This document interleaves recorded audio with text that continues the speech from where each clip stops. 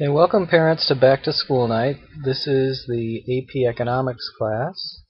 I'm Dr. Kling, and currently I'm very casually dressed, so I'm not going to turn the webcam on. If you come to the actual Back to School Night, I'll show up and you can see what I look like.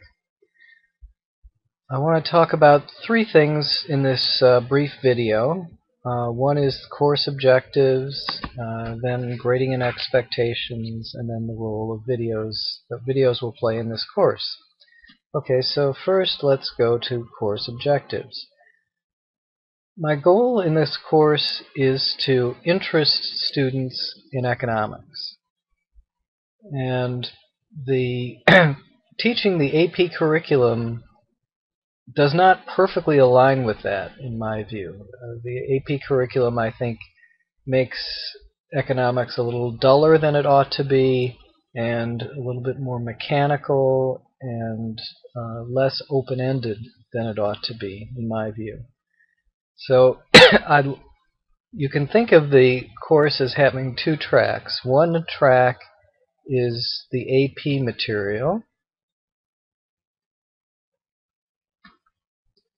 and the other track I would just call, you could call other, but I'll call current events. Because I think a lot of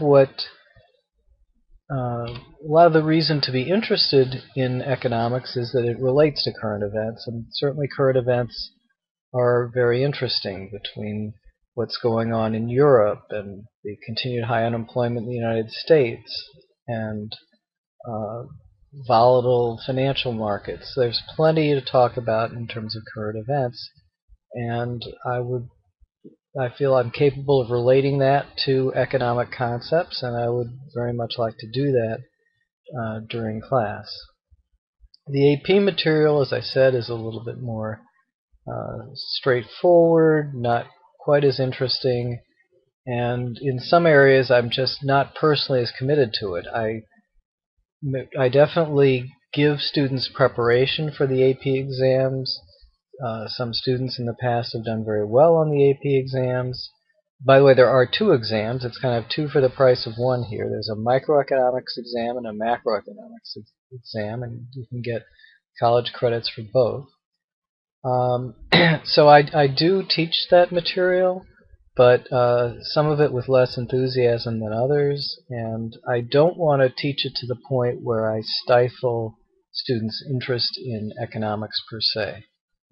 I'd rather, if I had the choice, I'd rather have students come out of the class interested in economics, not necessarily having achieved advanced placement, versus having achieved advanced placement and lost all interest in economics. Ideally, we'll do both. We'll do well on the AP exam and come away with an interest in economics. Okay, the next topic is grading and expectations. With grading, I use a combination of assignments. They could be problems out of the textbook, problems I make up. I will sometimes do a group project.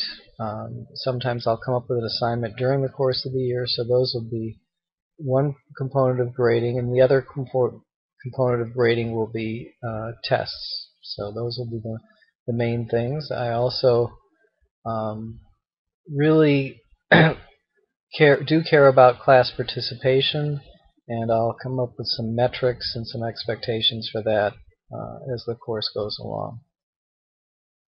My final thing I want to cover today is the role that videos will play in this class. I think this new technology for creating videos and sharing them and so on has reached a tipping point where it's really worth using. And my thought is to use the videos to focus on the AP material, and that way the class can focus more on current events. So students will be able to watch short videos at home that'll explain the basic concepts of economics from the AP standpoint, and then come to class and we'll spend relatively more time talking about current events. That doesn't mean in class we'll never discuss AP material. We'll probably discuss it a lot, especially as we get close to the AP.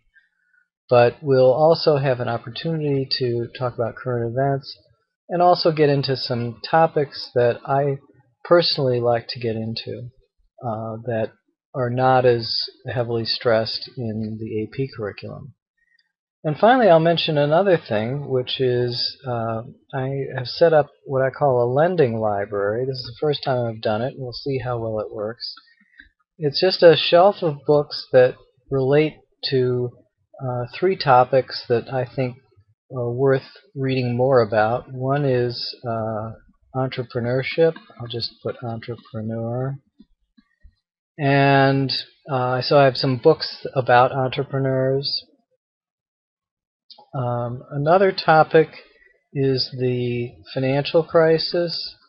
I have some mostly non-technical accounts of the financial crisis. I do have one book written by economists, and that's pretty heavy going. I'm not sure if anyone will benefit from reading it, but I'm going to put it on the shelf anyway. And the third topic is what I call deep economic history. So these are asking very profound questions about how the nature of how we solve economic problems changed and how economic growth took place. You know, what was the role of trade? What was the role of the environment? What was the role of other factors in something like the Industrial Revolution? That's all deep economic history. So not sure what all I'll do with this lending library. I don't want to require students to take books out, although the students who are not seniors, the underclassmen as it were, are going to be required to do something with a book after the seniors leave. That'll be a sort of an independent project. But in general, I don't want to force this, but I want to make it available, and so the students who are really kind of very self-motivated and very curious will be able to read books from here.